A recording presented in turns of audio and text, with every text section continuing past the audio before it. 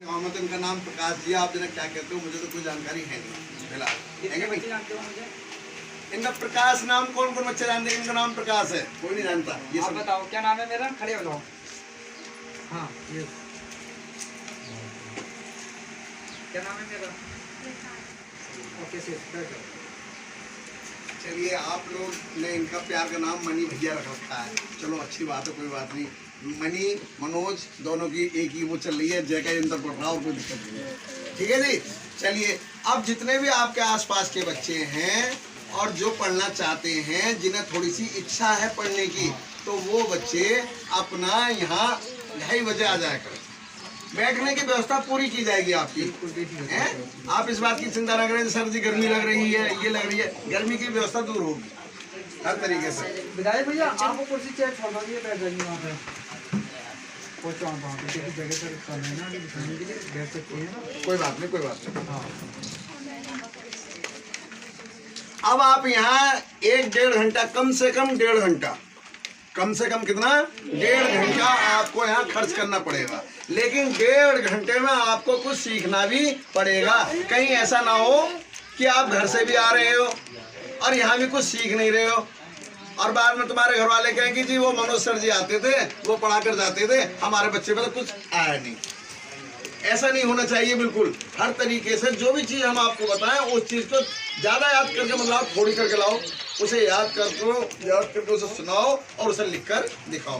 बेटे इसी तरीके से पढ़ा जाता है। सर छुट्टी के बारे में और बताओ इन्हें कि छुट्टी मारनी है नहीं मारनी है? हाँ, छुट्टी मारने की बात ये है, देखिए परेशानी मेरे साथ ही हो सकती है और परेशानी आपके साथ ही हो सकती है और परेशानी भैया के साथ ही हो सकती है। समझ गए जी?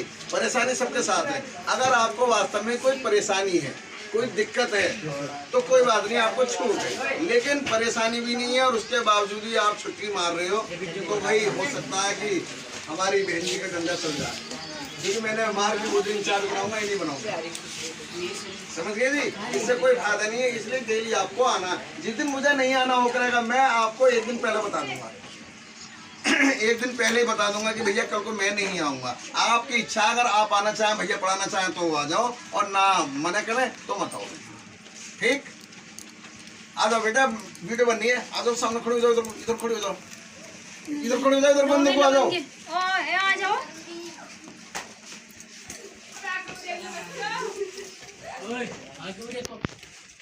चलिए, हैं आज शिक्षक दिवस स्कूल में बताया, सरकारी स्कूल में किसी टीचर ने, जो बच्चे आज स्कूल गए थे सरकारी स्कूल में, उन्हें टीचर ने कुछ बताया? तो पहले इनका जो क्लास का क्राइटेरिया है वो सबसे पहले ये जान लेते हैं कि कौन सा बच्चा कौन सी कक्षा से है। मतलब हमारे पास कितने बच्चे कौन सी कक्षा के हैं। जब अभी संख्या बढ़ेगी, अभी देख अभी तो संख्या बढ़ेगी अभी और हाँ, अभी तो संख्या बढ़ेगी। चलो अभी फिलहाल अभी कम से कम 5 दिन का इन्हें समय दीजिए। 5 दिन के बाद हम अपना आप वो करेंगे कि कितने बच्चों की संख्या है। 5-6 दिन में, क्योंकि मेरे बच्चे चर्चा करेंगे नहीं, और अगर ये काम आज हो जाता है तो और आदमी में बात फैल जाती तो संख्या अपना आप ही बढ़ जाती। लेकिन जिस बात को मुझे डर था वो काम हो गया। मुझे डर ही इसी चीज का था क्योंकि मुझे बहुत अनुभव है इन चीजों का ना। मैं तो अभी आता है आपको कहा। देखो, आपने छुट्टी नहीं मारी और उसका कोई बेनिफिट भी नहीं मिला।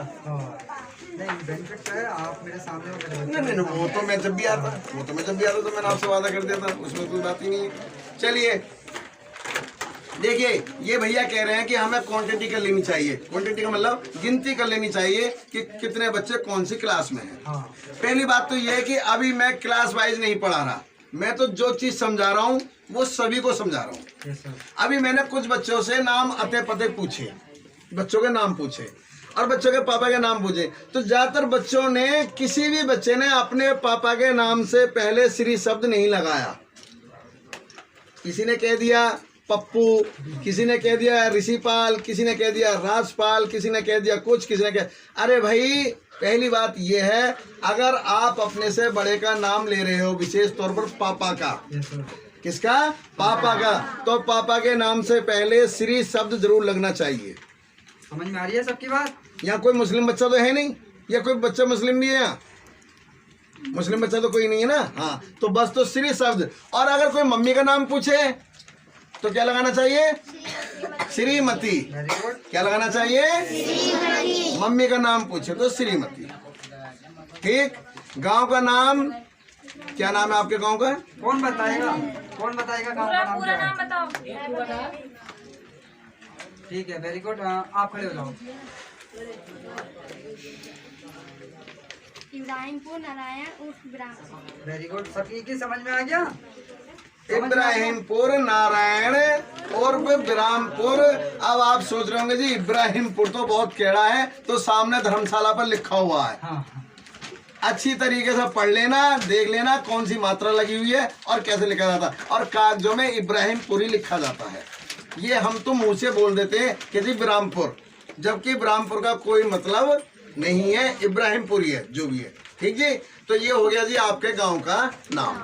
अब इसके बाद मान के चलिए कोई बच्चा कहीं खो जाता है, कहीं खो गया जी, वो अपने मम्मी पापा के साथ दूर गया। यार इन बच्चों को हटा के यहाँ से पंखे का मुंह ना इधर कर दे बच्चों की तरफ। यानी मैं आता हूँ। बच्चे मैं सर कल को लाऊं, कल को कर दूँगा। आप ये भी करिए, कल को यहाँ आपके लिए पंखा लगेगा। क्या थोड़ा साइड हो ना। अरे बैठे रहो यार थोड़ा। हाँ जी, ये हो गया आपके गांव का नाम। मैं कह रहा था कि मान के चलिए अक्सर जब मम्मी पापा कहीं बाहर जाते हैं, कहीं दूर रिश्तेदारी है, या गंगा नहाने हरिद्वार गए, ऋषिकेश गए, या कहीं पिकनिक पे आगरा गए, दिल्ली गए, कहीं भी गए XYZ, और वो बच्चों को साथ ले गए। पहली बात तो सरकार ने अब एक नियम बना दिया है, और वो है आपका आधार कार्ड। क्या है? आधार कार्ड। और जब आधार कार्ड नहीं थे तो बच्चा खो गया, छूट गया, किसी कारणवश बच्चा रिल गया। अब बच्चे को अपने गांव के नाम की पता नहीं, अपने मम्मी पापा के नाम की पता नहीं, अपने गांव के नाम की पता नहीं, अपने शहर का पता नहीं। अब बच्चे को उसके घर तक कैसे पहुंचाया जाएगा? आज से कम 20 साल पुरानी बात है, जब मैं जिला बुलंदशहर में पढ़ाता था, तो मेरे यहाँ एक मुसलमान का बच्चा था, बहुत छोटा सा बच्चा था और बड़ा ही प्यारा बच्चा था। मैं बहुत प्यार करता था उस बच्चे को। वो मुसलमान बच्चा था, बड़ा साफ शुद्ध होकर आता था। तो जो साफ शुद्ध बच्चे आते हैं तो उन्हें टीचर ज्यादा प्यार करते हैं, तो मैं अक्सर उसे अपने गोदी में बिठा लेता था। मैंने कभी सोचा ही नहीं कि बच्चा हमारे स्कूल का है, या इसे हम पढ़ा रहे हैं, एक छोटे भाई की तरह से खिला रहे थे। अब हुआ ये कि उस कस्बे से एक बारात दिल्ली गई। कहाँ गई? दिल्ली। अक्सर जो है पापा बच्चों को जरूर लेके जाते हैं बारातों में, जैसे तुम जाते हो। मालूम पड़ी कि बस पूरी भर गई खचाखच। आदमियों की संख्या तो है 20 और बच्चों की संख्या है 70। कितनी? 70। यानी कि पूरी बस किससे भरी पड़ी है? बच्चों से भरी पड़ी है। ये नहीं मालूम पड़ रही कि बारात आदमी की है या बच्चों की है। ये चीज तो मैंने अपनी आंखों से इस गांव में भी देखी है, इस गांव में मैंने अपनी आंखों से देखा है। तो क्या हुआ, वो बच्चा भी जो है अपने पापा के साथ चला गया। अब हमारी भाषा सुधर चुकी है, पढ़े लिखे हो चुके हैं, इसलिए अब हिंदू भी और मुसलमान भी अपनी मम्मी को मम्मी कहते हैं और पापा को पापा कहते हैं। जबकि पहले मुसलमान के बच्चे अपनी मम्मी को कहते थे अम्मी। क्या कहते थे? अम्मी। और पापा को कहते थे अब्बा। क्या कहते थे? अब्बा। लेकिन अब पढ़ाई का दौर आ चुका है, सभी बच्चे पढ़े लिखे हैं, तो